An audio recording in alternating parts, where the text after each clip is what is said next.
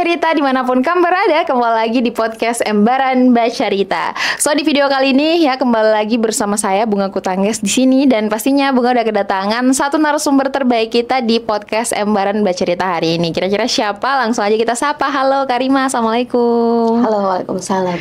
Masya Allah. Karima, mungkin perkenalan dulu kali ya sama teman-teman Embaran yang ada di rumah, biar dong pada tahu kakak cantik di hadapan Bunga ini siapa sebenarnya. Baik. Halo, sobat Embaran Bacarita. Perkenalkan, nama saya Rima Rumata. Udah? Kak Rima asalnya dari mana? Asli Seram Bagian Timur. STB?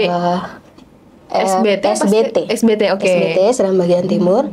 Terus orang tua pindah ke sini, sekolah, menikah, lalu saya lahir dan besar di sini. Oh, berarti lahir besar sini? Iya. La Beva, lahir besar fak-fak. Singkatan gaul-gaul sekarang ini. Kalau Karima sendiri sekolahnya berarti dari SD di sini? Jadi TK-nya itu TK Yapis, SD Yapis Merapi, SMP Negeri 2, SMA Negeri 2, kuliah di Makassar. Dan plot twist-nya kita satu alumni. SMP Negeri 2, SMA Negeri 2. Masya Allah. Angkatan berapa ya? 2006? 2006 tuh saya baru lahir. Iya. 2000 berapa ya? 2020. Oh, Masya Allah ya.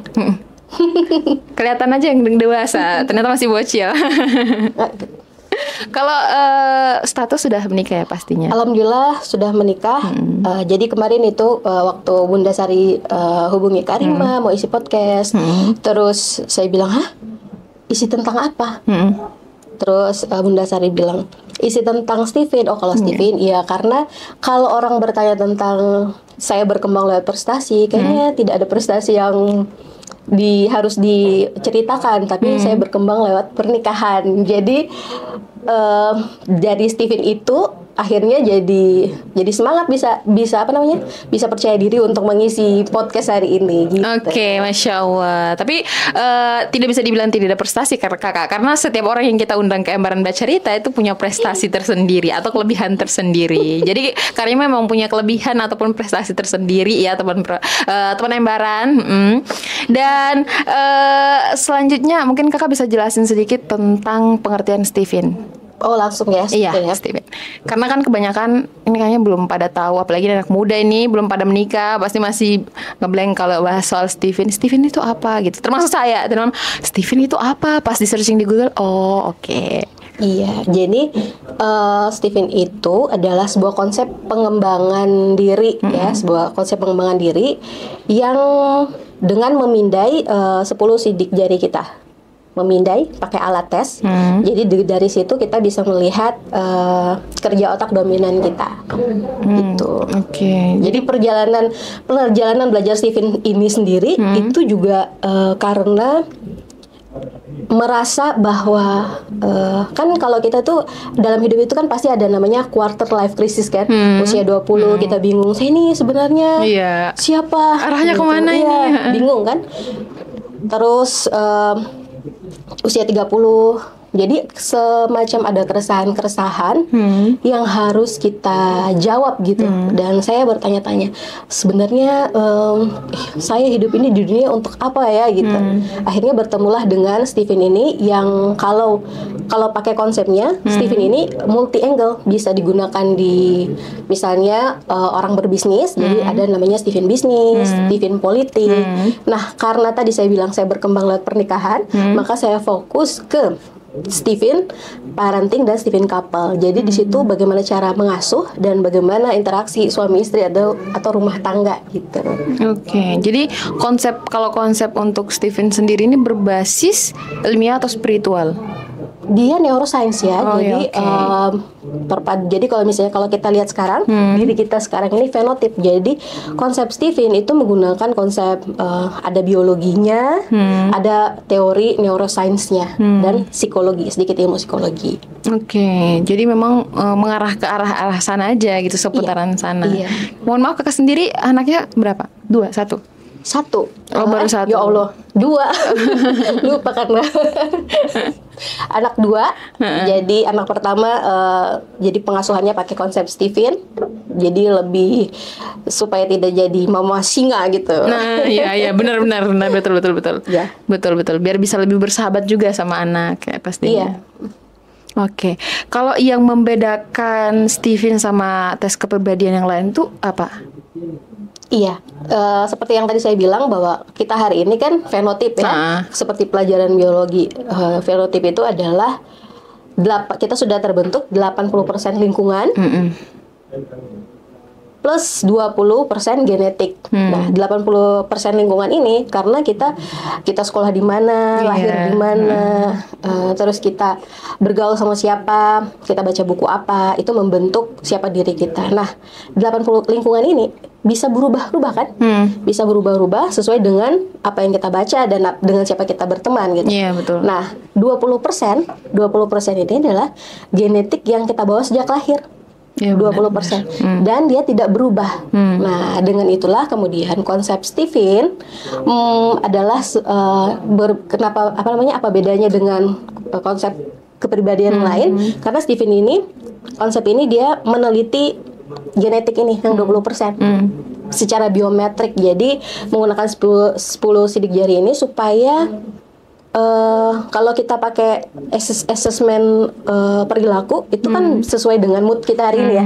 Nah, kalau genetik kan dia mood kita tidak berubah. Betul. Nah, jadi dilihat dari 20% tadi. Ternyata 20% itu mempengaruhi kita hari ini gitu. Jadi karena konsep Steven itu juga akhirnya kita jadi tahu bagaimana kita mengambil keputusan secara cepat gitu, bagaimana kita berpikir sehari-hari, dan tadi kesehatan mental kita, keberhargaan diri kita itu ada di situ. Oke. Jadi memang betul-betul membentuk mental seseorang. Membentuk mental tidak, tapi dia sedang memberikan kita clue. Kalau bahasa Steven-nya itu find the true you gitu. Oke. Find the true you.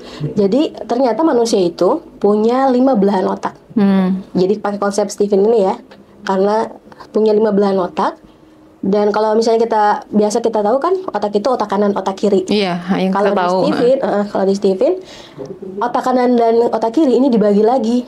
Otak kanan kiri atas, kiri bawah, terus ada kanan atas, kanan bawah, otak tengah. Jadi Steven itu akronim dari sensing, thinking, feeling, intuiting, instinct. Oh ya, pas 5 ya benar. Iya, gitu. Oke. Jadi kalau kita misalnya udah tes tadi, kita jadi tahu nih, kita dominan kan, kita semua punya semua otak itu ya. Iya, benar. Cuma hanya satu yang menjadi pemimpin, dan itu yang membuat kita yang bikin kita cara berpikir kita sehari-hari tadi, bagaimana kita mengambil keputusan, keberhargaan diri kita, dan bagaimana kita mencintai diri kita tadi, berhubungan akhirnya dengan kesehatan mental, ya kan? Iya. Jadi memang satu di antara 5 ini satu yang memang betul-betul berperan penting dalam pola pikir kita keseharian kita. Iya, gitu. yang sering kita gunakan. Saya tuh dulu kenapa akhirnya saya bilang kenapa ya saya akhirnya belajar Steven ini, karena ternyata kalau lihat dari perjalanan dari sekolah, saya merasa dulu saya bisa kok, tapi orang zaman dulu itu selalu bilang kalau orang pintar itu adalah jurusan IPA. Iya benar ya. Saya sampai masuk jurusan IPA karena itu. Ya, tapi waktu saya dimasukin jurusan IPA, stres. Kenapa? Karena ya tidak bisa matematika, tidak bisa fisika, tidak bisa kimia. Kimia apalagi bolos saya. Nah, akhirnya setelah belajar Steven, kan dari situ, dari perjalanan itu saya akhirnya punya citra diri yang jelek, minder, karena merasa tidak pintar dari teman-teman. Karena tadi orang pintar hanyalah orang IPA bukan orang IPS, bahasa dan sebagainya.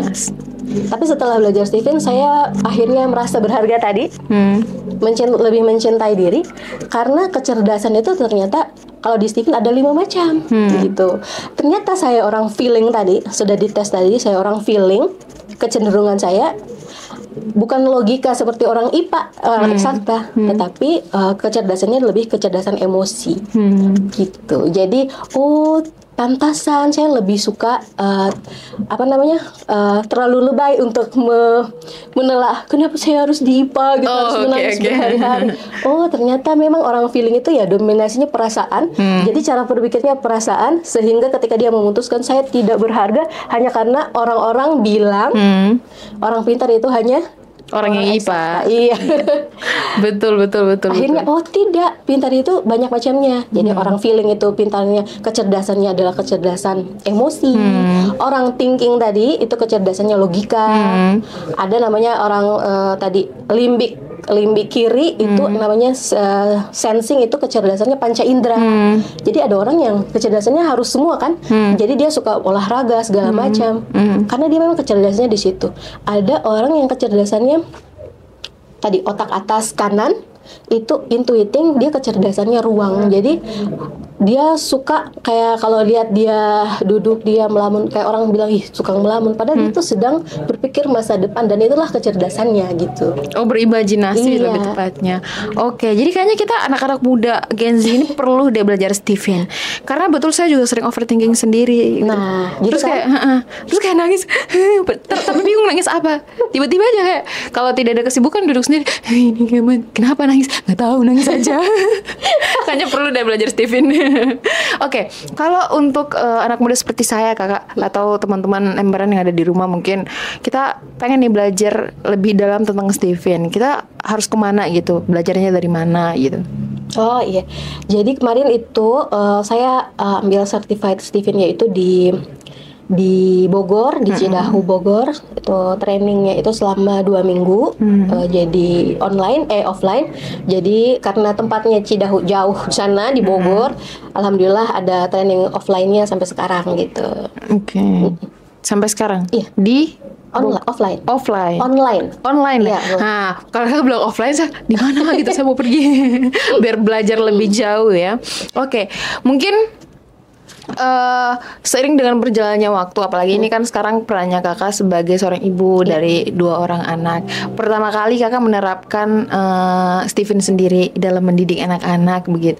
Apa yang kakak rasakan? Kesan, mungkin ada kesan di mana ternyata belajar itu sama menerapkan itu lebih susah menerapkan gitu. Oke, mungkin boleh diceritakan sedikit pengalamannya kakak? Iya, jadi karena tadi concern saya di Stephen couple, jadi yang pertama saya lakukan ya pertama diri sendiri dulu ya.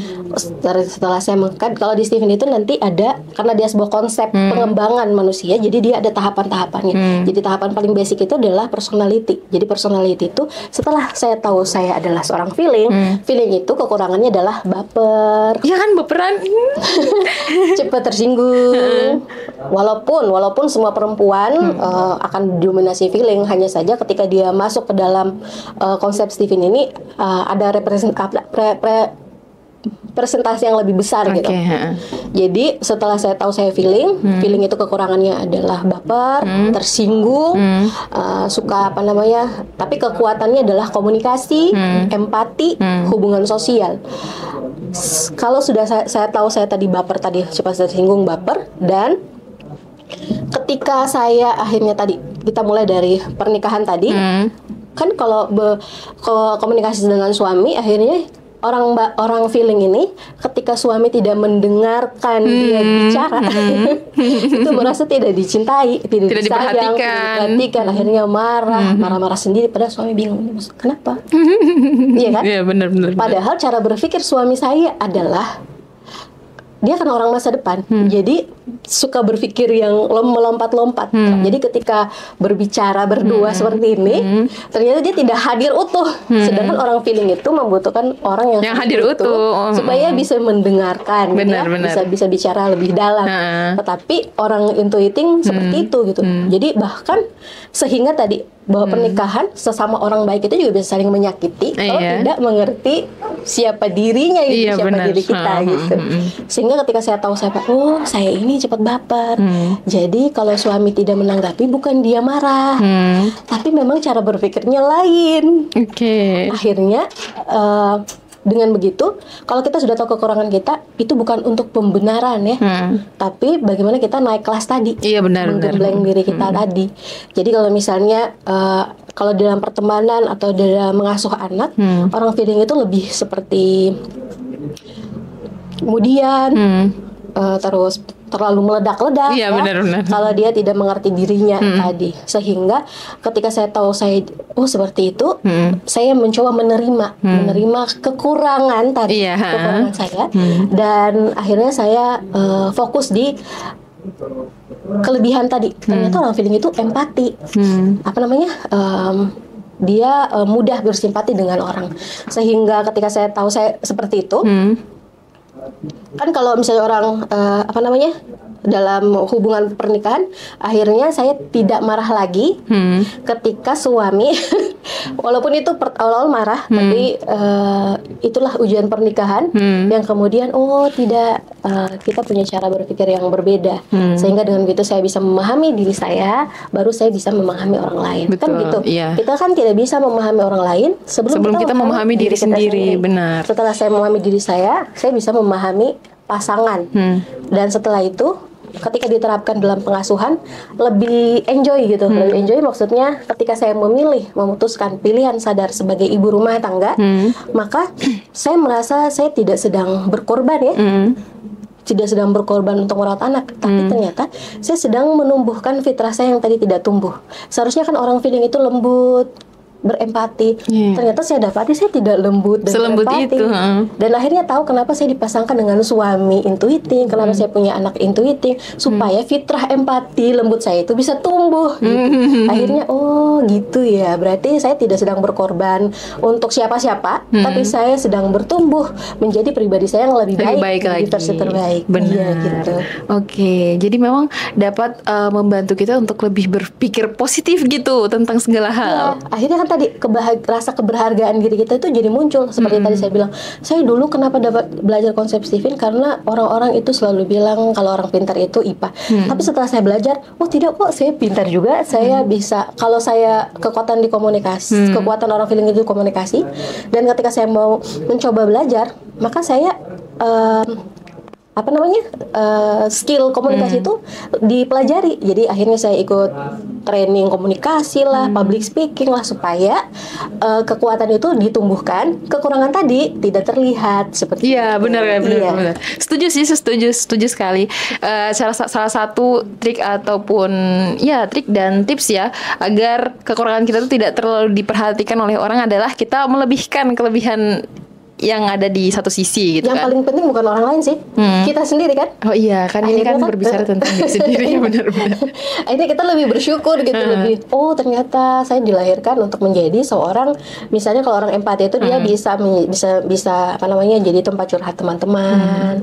Dia bisa mendidik anak karena energi feeling itu menumbuhkan, dia bisa menumbuhkan anak-anaknya dengan kesabaran gitu. Kalau dia belum sabar berarti fitrah saya belum tumbuh di kesabaran ini. Akhirnya anak menjadi perantara supaya sabar, empatinya itu bisa tumbuh gitu. Oke, tapi kakak belajar Stephen, tadi ikut public speaking, latihan public speaking dan lain sebagainya itu setelah menikah?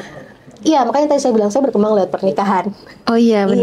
Iya. Dan suami mendukung. Tanggapan suami, mungkin boleh diceritakan sedikit ya kali ya, tanggapan suami seperti apa gitu sejauh ini. Jadi yang saya bersyukur kenapa akhirnya belajar Stephen itu, di awal-awal belajar itu saya cuma menangis saja. Kenapa? Karena bahagia dapat ilmu ini. Kenapa? Karena ternyata di dalam ilmu Stephen ini ada yang disebut dengan namanya sirkulasi energi. Sirkulasi energi itu adalah energi. Di situ di sirkulasi energi ada namanya pola mendukung. Kalau dalam rumah tangga ya, ada namanya pola mendukung dan pola menaklukkan. Saya dapat pola mendukung, artinya suami mudah mengalah atas permintaan istri. Oh iya. Jadi suami mendukung istri. Suami mendukung istri. Jadi suami mudah mengalah terhadap permintaan istri. Kalau saya tidak belajar Stephen, mudah mengalah ini kan kalau istri mau apa saja suami iya sayang. Tetapi kalau saya tidak belajar, saya tidak bisa menurunkan ego saya, dan kepemimpinan suami atau kekuaman suami dalam rumah tangga itu tidak tumbuh. Dia menjadi laki-laki tapi dia tidak bisa memimpin keluarganya di rumah. Kenapa? Karena istrinya terlalu dominan. Karena saya sudah belajar, nggak bisa nih, saya terlalu dominan, menurunkan ego supaya suami memimpin supaya kawamnya itu tumbuh di dalam rumah. Jadi dalam Stephen juga pola mendukung itu dia ibarat coach guru. Jadi beliau itu guru saya di rumah. Jadi kalau ada apa-apa, saya dipanggil Nina. Nina itu dalam bahasa Arab mama. Ya, Nina belajar ini, Nina belajar ini ya, Nina belajar ini. Jadi didukung gitu, didukung semuanya gitu. Jadi suami itu adalah support system pertama yang mendukung pertama kakak untuk belajar segala hal-hal baru. Iya, karena kalau dalam Stephen beliau tuh coach saya, guru gitu. Oh iya. Iya. Oh jadi beliau juga belajar juga. Oke. Tadi harusnya kita berdua kali ya sama suami ya biar lebih. Tapi suami ini memang lagi jaga si kecil. Ada si kecilnya di belakang kamera teman-teman. Saya mau menambahkan, jadi di rumah itu suami dan anak ini intuiting yang mendukung feeling. Jadi saya terbantukan karena suami dan anak itu mendukung penuh saya gitu. Nah, tadi saya bilang kalau saya tidak belajar Stephen, saya jadi istri yang dominan, jadi mengatur-ngatur suami, akhirnya suami koamnya tidak tumbuh. Saya jadi ibu yang dominan, atur anak, akhirnya anak tidak tumbuh fitrahnya dengan baik, padahal dia seorang laki-laki gitu. Kalau saya tidak belajar Stephen, saya akan mendominasi anak. Jadi mama dominan, harus belajar ini, harus belajar itu. Kalau tidak A B B C D, akhirnya anak laki-laki yang tadi dia harus nanti masa depannya dia harus jadi pemimpin, tidak berani. Kenapa? Mama bilang kata mama gitu. Ih, penting sekali ya ini ilmu Stephen untuk kita yang belum menikah, ini penting sekali nih belajar segala sesuatu agar. Ya, zaman sekarang memang betul sih. Saya sebagai perempuan mengakui bahwa ego perempuan itu sangat tinggi, apalagi seperti saya. Jadi memang betul ingin mengatur segala hal. Takutnya nanti pada saat sudah menikah nanti, entah 30 tahun lagi, jangan 30 tahun, kelamaan, 10 tahun lagi, pada saat sudah menikah itu takutnya kita yang dominan gitu dalam ini. Dan takutnya ya itu mental anak mental suami menjadi salah satu yang ditaruhkan dalam. Akhirnya kan tadi bicara kesehatan mental tadi. Tapi kita tidak melakukan segala sesuatu hanya supaya suami bahagia, supaya anak bahagia, tidak. Tapi dimulai kita dari diri kita. Iya, dimulai dari diri kita. Karena seperti filosofi teko gitu kan, kita tidak bisa menuangkan air teh ke dalam cangkir-cangkir kalau kita sendiri kosong gitu. Iya. Sehingga kita harus penuh dulu, merasa berharga dulu, bahagia dulu, supaya kita bisa berinteraksi yang sehat dengan pasangan kita, bisa berinteraksi, menumbuhkan anak kita dengan perkembangan tumbuh kembang yang baik gitu. Oke. Jadi misalnya kalau perempuan ya, kalau kita mau skincarean ya skincarean saja, bukan karena supaya nanti suami nanti pergi karena kita sudah tidak cantik, ya kan? Oh iya. Kalau kita mau bekerja, berkarir, ya berkarir saja, karena bukan supaya nanti suami kita meninggal atau bagaimana gitu. Tetapi perempuan mulailah dari ketika kamu melakukan sesuatu, mulailah dengan energi bersyukur karena Allah sudah kasih kamu semua potensi. Jadi bersyukur dalam Stephen itu adalah bagaimana kita mengarahkan, bersyukur itu adalah mengarahkan semua potensi yang Allah kasih gitu. Jadi perempuan bekerja bukan supaya harus jaga-jaga nanti suami kasih tinggal. Iya benar, kan kebanyakan orang punya statement gitu kan. Iya. Harus punya pekerjaan biar kalau besok-besok ditinggal suami. Itu kita berangkat dengan energi ketakutan, dan akhirnya ketakutan itulah yang kemudian menarik ketakutan yang lain gitu. Iya. Tapi ketika kita melangkah dengan energi bersyukur, fokus pada diri kita, jadi tidak habis-habisan berkorban jadi mama yang harus mengasuh anak, bukan. Kita harus mencintai diri kita belajar untuk diri kita, karena sesuatu tidak ada balasan kebaikan selain kebaikan, gitu. Akhirnya kembali lagi kepada diri kita. Jadi kalau kita mau bekerja tadi, bekerjalah karena energi syukur, karena Allah sudah kasih potensi, sudah kasih otak, sudah kasih wajah yang sehat, sudah kasih tangan yang lengkap, tubuh yang lengkap. Terus kita cuma mau duduk santai. Di mana letak bersyukurmu gitu? Iya, benar. Betul, saya tertampar karena saya sampai sekarang kerja karena punya statement begitu, Kakak. Iya, saya mau kerja mau jadi perempuan independen biar besok-besok kalau punya suami terus ditinggal suami bisa mandiri. Ternyata kita tidak boleh berpikir seperti itu. Jadi kesannya seperti karena ada tekanan dari sesuatu gitu kan. Ada satu patokan gitu. Oke, jadi penting sih belajar Stephen ini memang. Saya tertampar. Ayo belajar. Iya deh. Kayaknya kita harus belajar Stephen deh, ini semua nih untuk perempuan-perempuan. Karena memang dari dulu kebetulan kan mungkin karena pola pikir perempuan itu memang ya apa-apa dominan perasaan kan, baperan. Terus juga sejauh ini mungkin karena kisah yang dialami sejauh ini, jadi akhirnya berpikir saya mau pengen kerja biar jadi perempuan mandiri. Besok-besok kalau contoh saya ditinggal sama pasangan saya gitu, saya sudah bisa berdiri kaki saya sendiri. Padahal itu namanya egois ya gitu. Jadi beda self love sama egois, beda gila hormat sama menghormati diri sendiri. Iya kan? Benar. Saya cukup tertampar tadi sama istilah teko. Kita tidak bisa menuangkan ke gelas kalau kita sendiri masih kosong. Benar. Dan itu yang kemudian perempuan harus sadari, bahwa dia tidak bisa menghormati anaknya, dia tidak bisa memperlakukan anaknya dengan baik kalau dia sendiri tidak menghargai dirinya gitu. Seorang mama ya, kalau misalnya saya kalau lihat berita-berita ya, kenapa ada mama yang berani pukul anaknya, ada ibu yang bisa buang anaknya gitu. Dia sendiri tidak bisa menghargai dirinya, bagaimana ia bisa menghargai orang lain gitu. Dan itulah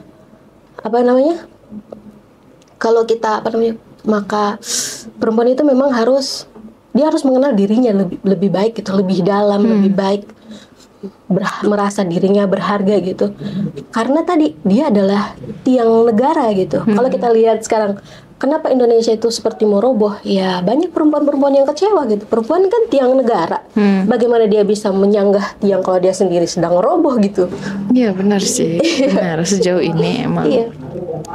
Terus baru-baru ini kan 2025 ini juga kan ada beberapa kasus yang memang, ini kita bicara tentang psikologi dan lain sebagainya kan.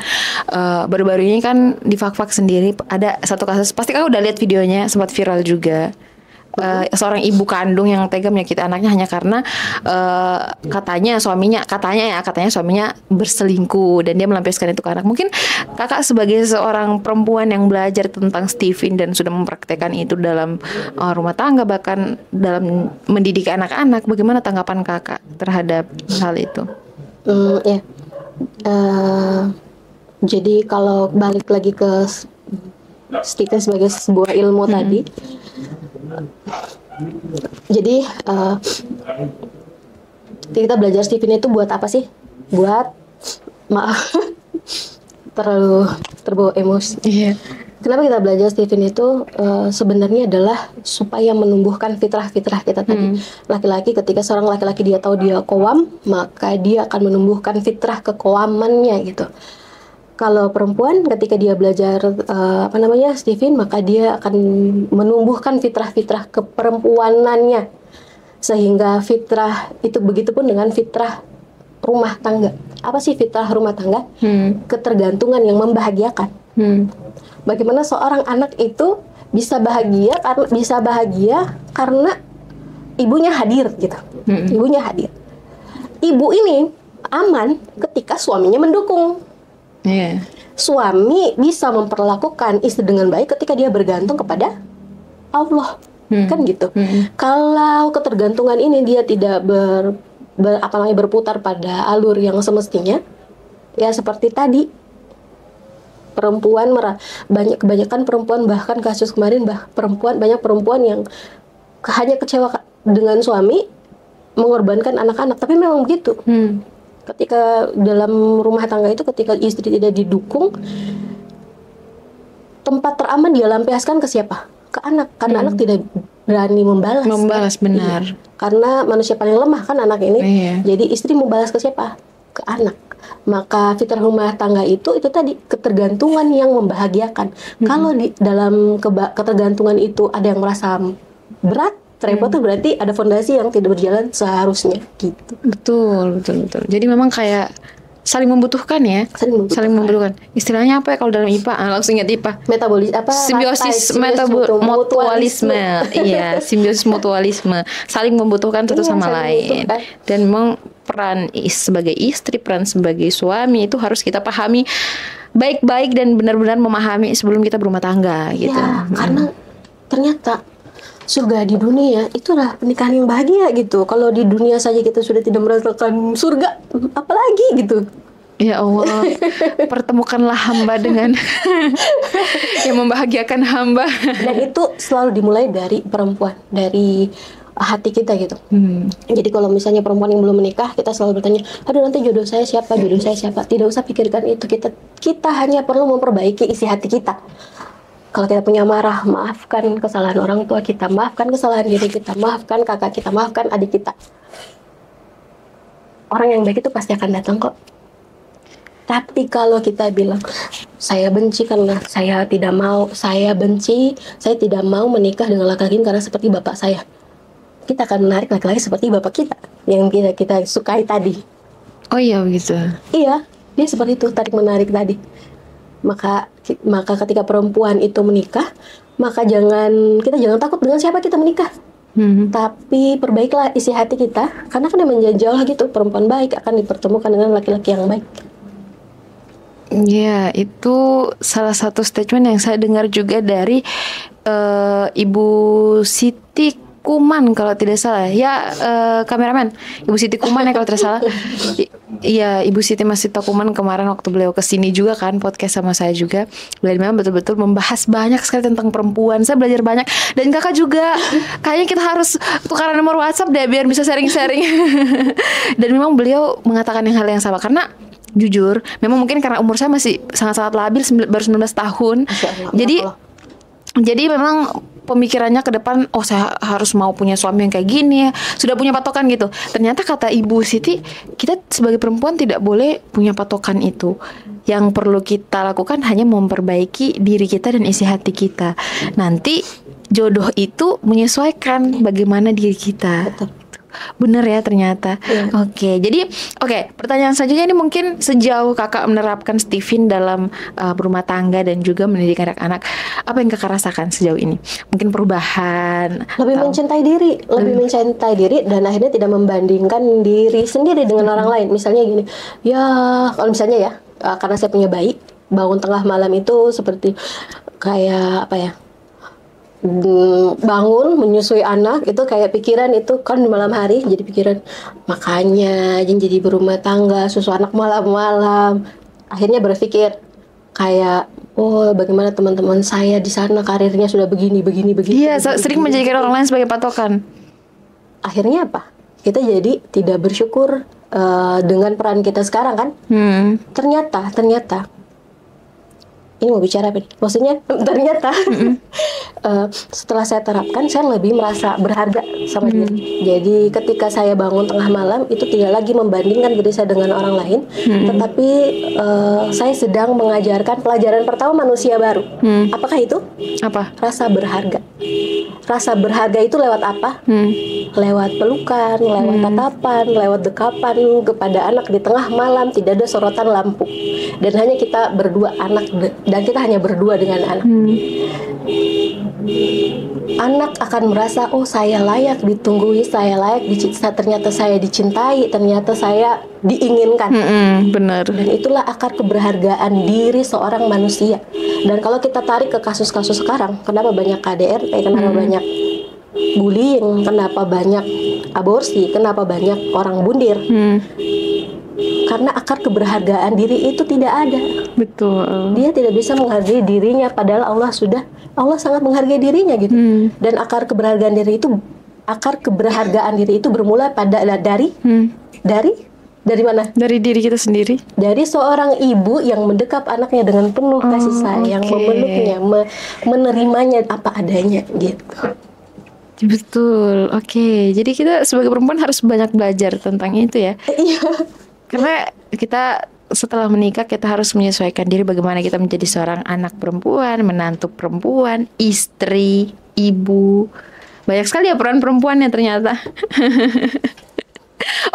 Mungkin kakak selanjutnya harapan kakak ini kakak tujukan untuk kaum perempuan ya, terutama yang masih muda, yang belum menikah seperti saya juga, muda-mudi ya, karena ini kan Embaran ini kan media anak muda ya.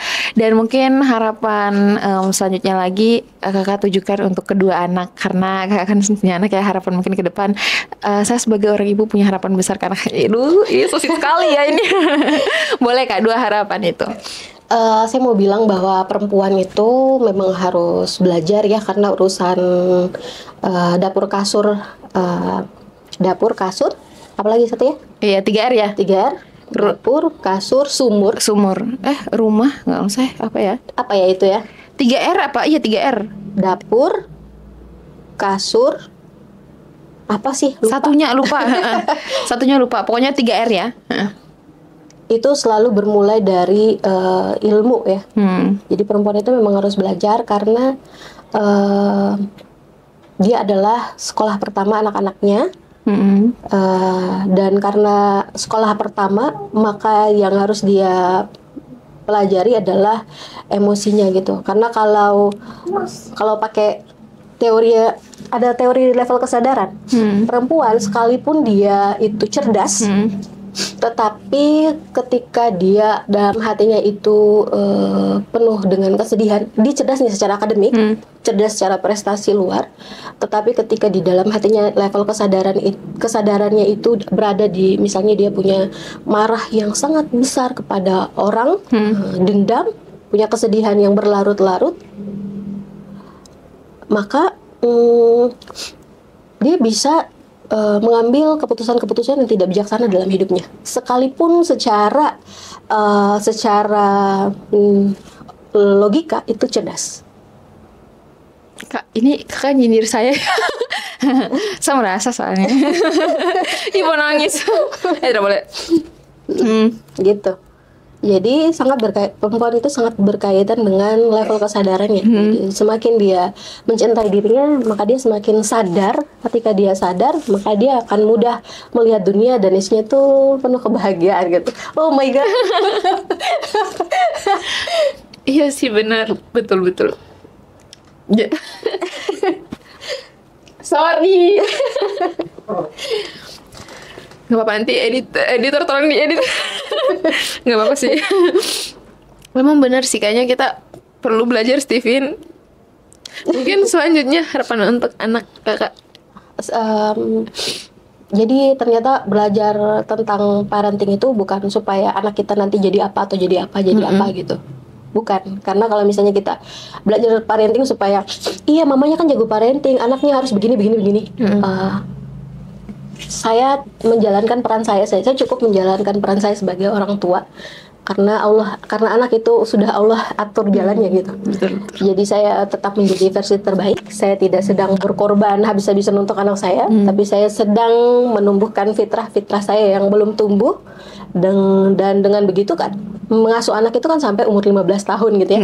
Setelah 15 tahun kalau saya tidak belajar, saya bikin apa di rumah gitu. Itu tadi melanjutkan panggilan hidup tadi, menjawab keresahan selanjutnya, apalagi yang harus dilakukan kita. Ya, benar.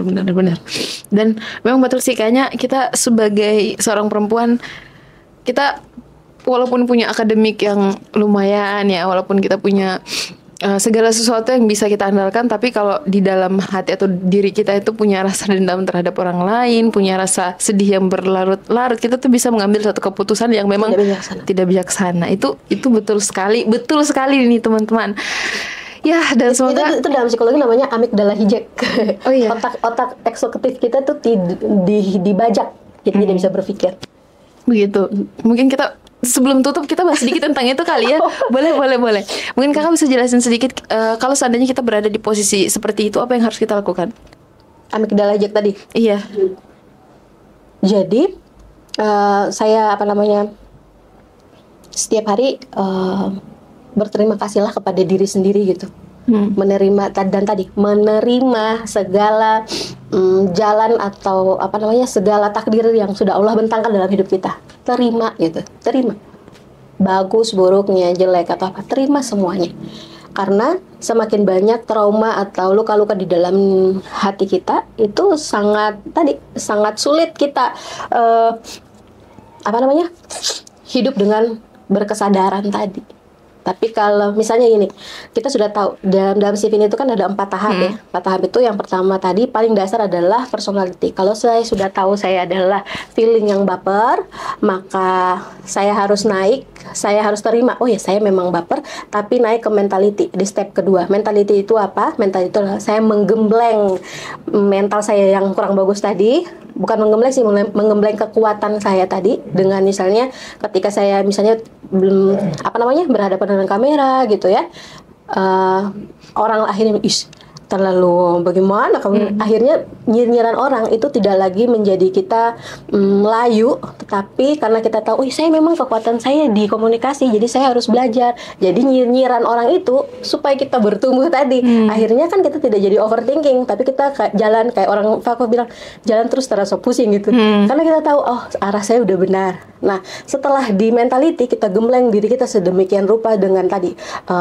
nyinyiran orang lah segala macam, kita naik ke step selanjutnya itu morality. Ketika kita melakukan sesuatu, kita sudah tidak lagi untuk diri kita, tetapi sudah untuk orang lain. Jadi ketika kita melakukan sesuatu untuk orang lain dan orang itu tidak berterima kasih, kita tidak sakit hati. Kenapa? Kita sudah di level morality. Akhirnya sudah berbuat. Nah, ketika kita sudah sampai morality, akhirnya kita naik lagi step, berbuat kepada orang lain supaya mengharapkan ridho Allah. Akhirnya ujian yang Allah kasih ke kita itu, kita sudah tidak bertanya-tanya, ya Allah kenapa saya hidup saya paling malang sedunia ini. Ridho akhirnya, ternyata saya punya kisah hidup seperti ini supaya saya seperti ini gitu. Ridho akhirnya yang datang itu bukan sesuatu yang kita sesali, tapi alhamdulillah ternyata sama adik begini supaya saya begini ya, saya punya mama begini supaya saya begini ya.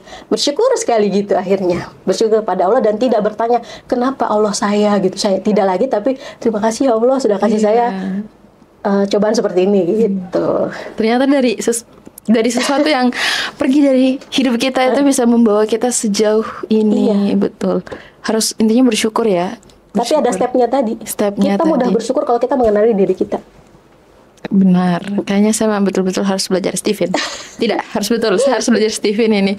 Oke kakak, mungkin yang terakhir ya, kata-kata motivasinya dong untuk sobat Embaran yang ada di rumah, terutama yang muda-mudi. Saya cuma mau bilang barakallahu fiik untuk Embaran Bercerita karena menjadi media anak muda, karena anak muda sekarang itu ya tadi saya tidak memungkiri ya kecerdasan anak-anak muda, tetapi itu tadi kesehatan mental itu perlu dijaga dengan mencintai diri, dengan belajar gitu. Ternyata kalau kita tanya bagaimana caranya kita mencintai diri kita, terapi yang paling baik untuk diri kita adalah belajar. Dengan belajar akhirnya kita punya cara pandang yang baru sehingga kita bisa mengatasi masalah-masalah yang ada gitu, ujian gitu. Oke, baik. Terima kasih banyak Karima. Kita udah bincang-bincang udah sekitar 30 menit ya. 30 menit dan udah bagikan banyak sekali ke Bunga. Ini kayaknya podcast keberapa yang Bunga terharu. Enggak, karena kalau sebelumnya itu memang terharunya karena kisah kehidupan, tapi karena kisah orang, tapi karena kisah sendiri. Nanti nangis lagi. Ya sih, saya kayak tertampar ya. Ternyata bahasa Karima tuh ada benarnya dan memang masuk di hidup saya. Oke Karima, terima kasih banyak ya. Pokoknya atas ilmunya, dan buat teman-teman yang mungkin ingin belajar jauh lagi tentang Stephen, mungkin boleh ya DM aja ke akun Embaran, nanti bakal dibalas sama adminnya, nanti biar admin yang konsul sama Karima ya. Karena mengingat Karima sudah bersuami ya, jadi kita menjaga perasaan suaminya, biar hubungi saja akun Embaran, nanti biar dari admin yang menjelaskan. Oke, terima kasih banyak Karima, dan teman-teman Embaran jangan lupa stay tune terus di akun YouTube-nya Embaran dan juga akun medianya Embaran, karena kami pastinya akan mendatangkan berbagai narasumber terbaik kita. Stay tune terus ya di akun Embaran. Jangan lupa untuk nyalakan lonceng notifikasi agar kamu tidak ketinggalan video-video terbaru Embaran Media, medianya anak muda, informasi menjangkau Nusantara. Bye semua.